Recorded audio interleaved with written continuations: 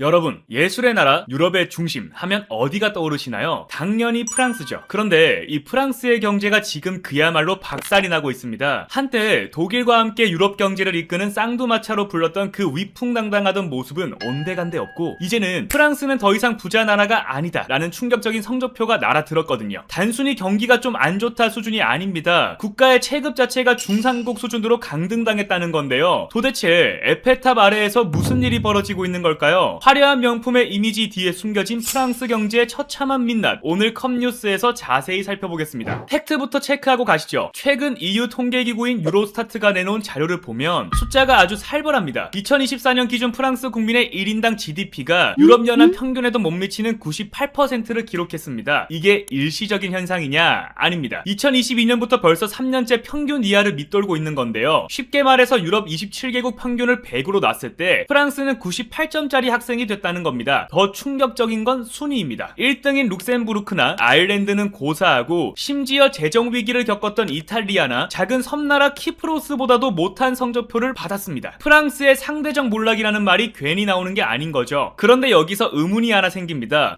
내가 파리 여행 갔을 때는 사람들 잘 살던데? 네, 맞습니다. 여기에 프랑스 경제에 아주 기이한 모순이 숨어 있습니다. 나라가 벌어들이는 돈은 평균 이하인데 국민들이 실제로 먹고 쓰는 소비 수준은 유럽 평균보다 6%나 높거든요. 이게 무슨 소리냐? 벌어들이는 능력은 떨어졌는데 씀씀이는 여전히 선진국 코스프레를 하고 있다는 거죠. 정부가 빚을 내서 보조금을 뿌리고 복지로 틀어막으며 국민들의 구매력을 억지로 떠받치고 있다는 뜻이죠. 한마디로 마이너스 통장으로 명품을 사고 있는 셈입니다. 그렇다면 프랑스는 어쩌다 유럽의 병자 취급을 받게 됐을까요? 전문가들은 가장 큰 원인으로 일을 안 하는 사회를 지목합니다. 통계를 보면 정말 심각한데요. 2024년 기준 프랑스 인구 중 실제로 일하고 있는 사람은 절반 정도밖에 안 됩니다. 유럽에서 슬로바키아랑 벨기아 빼면 꼴찌 수준이죠. 게다가 일하는 사람들조차 길게 일하지 않습니다. 연간 근로시간이 1500시간 정도로 유럽 최하위권이거든요. 일하는 사람은 적고 그마저도 적게 일하는데 나라가 부자가 되길 바라는 건 어불성설이겠죠. 더 무서운 건 주변국들의 추격 속도입니다. 프랑스가 주 35시간 근무제니 뭐니 하면서 워라밸을 챙기는 사이에 옛날엔 한참 아래로 봤던 동유럽 국가들이 미친듯이 치고 올라왔는데요. 대표적인 게 폴란드입니다. 2000년만 해도 프랑스보다 생활 수준이 60%포인트나 낮았는데 지금은 그 격차가 20%포인트까지 줄어들었습니다. 반면 영원한 라이벌 독일과의 격차는 18%포인트까지 벌어졌고요. 프랑스 경제가 정체된 사이, 위에서는 독일이 찍어 누르고 아래에서는 폴란드가 발목을 잡는 샌드위치 신세가 된 겁니다. 상황이 이런데 국간 사정은 어떨까요? 당연히 최악입니다. 나라 빚은 무려 3조 5천억 유로, 우리 돈으로 경단위를 넘어서는 천문학적인 금액이고요. 재정 적자는 GDP 대비 5%를 넘겼습니다. 마크롱 대통령이 비용이 얼마가 들든 경제를 살리겠다며 돈을 풀었지만 결과적으로 빚더미만 남고 성장 엔진은 차갑게 식어버린 겁니다. 이제는 빚을 내서 경기를 부양하려 해도 더 이상 낼 빚이 없는 지경에 이른 거죠. 결국 지금 프랑스 경제는 생산성 저하와 과도한 부채라는 시한폭탄을 안고 벼랑 끝에 서 있습니다. 일각에서는 프랑스가 유럽 내 제3세계 국가로 전략할 수도 있다는 섬뜩한 경고까지 나오고 있는데요.